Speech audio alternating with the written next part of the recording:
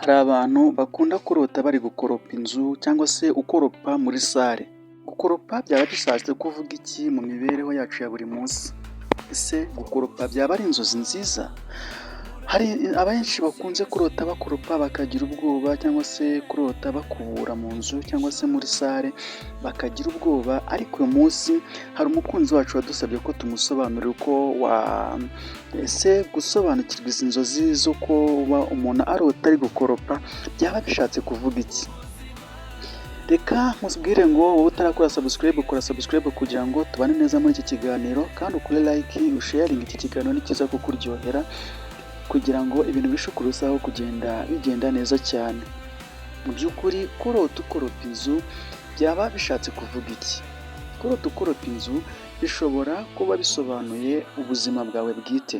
Ubundi ni ubuzima bwawe bwite. Inzu isobanuye ubuzima bwawe cyangwa se wowe ubwawe. Mu mitekerereze, inzu isobanura wowe, umutima, ibitekerezo, ubuzima bwawe bw'imbere cyangwa se bwa buzima bwawe bwo muri roho. Icya mbere, ibyumba, ibice bitandukanye by'ubuzima bwawe, akazi, umubano, amarangamutima.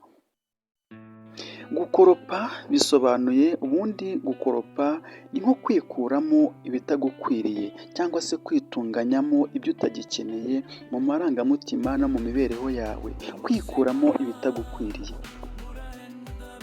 Gukoropa bisobanura gusukura ibitekerezo, kwikuramo stress, agahinda cyangwa se amakimbirane, kwitegura intambwe nshya. Ubwonko bwawe buba bukwereka ko uri mu gihe cyangwa se uri mu cyerekezo cyo kwisukura mu mutwe. Ibisobanuro bishoboka: gushaka impinduka nziza, wumva hari imico, imibanire, imibereho bitagikwiriye amarangamutima yawe cyangwa se bitakikufitiye akamaro, ukaba ugiye kubyiyezamo, ugiye kubyikuramo, ugiye guhinduka mushya, ugiye kuba undi wundi utandukanye n'uwo wari uriwe, mu buryo bwo kwikuramo imico, imibanire n'amarangamutima bitari byiza. Kwisukura cyangwa se kwisubiza ku murongo, bishoboka ko waba warahuye n'akajagari mu bitekerezo, ubu uri gushaka gushyira ubuzima bwawe ku murongo. Ushaka kwigenga mu marangamutima, uri kwanga kwivuga ndetse cyangwa se ukaba uri gushaka kumenya kwiga kuvuga ijambo oya, kwirinda ibintu biguhangayikishije. Gukoropa cyangwa se icyo twakwita mu ndimi z'amahanga self care yo mu mutwe, biterwa n'uko inzozi zawe zimeze. Ese inzozi zawe waba wakoropye wishimye? Iyo wakoropye wishimye biba bikwereka impinduka no gukura mu mutwe. Iyo wakoropye ubabaye cyangwa se ubihatirwa, uba wumva hari inshingano wihaye, ariko izo nshingano zikaba zigukomereye cyane.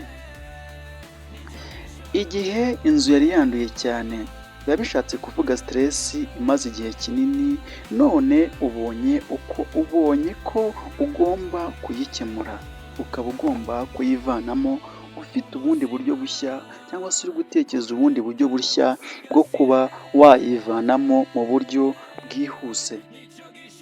Icyo nakubwira rero, umwanzuro naguha mu mitekerereze, kurota ukoropa inzu ni ikimenyetso cy'uko uri mu rugendo rwo kwisukura mu bitekerezo no kwitegura impinduka nziza.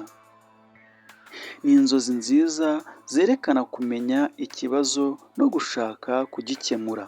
Kurota ukoropa ni inzozi nziza zituma ubasha gusobanukirwa uko mu kazi kawe bimeze cyangwa se mu mibanire yawe n'abandi bimeze, ukaba ushaka kwisukura no kwihesha amahoro no gukuraho ibitagenda neza, ushaka kwimika ibigenda neza. Reka ngushimire ko twabanye muri iki kiganiro cyo gusobanukirwa inzozi zo kurota ukoropa. Rero inshuti yacu watubwiye wadusabye kuba twagukora ikiganiro cyo kuba wasobanukirwa inzozi zo kurota ukoropa, ni inzozi nziza zerekana ko uri mu rugendo rwiza rwo guhinduka mushya mu mibanire, amarangamutima n'urugero rwiza rwo kuba wagendera mu mico myiza. Reka ngushimire ko twabanye, niba wakunze iki kiganiro twandikire muri komenti tubwire ibindi twazakugezaho mu biganiro byacu by'ubutaha. Nari Matson ukugeza ikiganiro hano kuri Matson TV, ukomeze kugubwa neza no kugira ubuzima bwiza buzira umuze. Murakoze, mukomeze kugira ibihe byiza.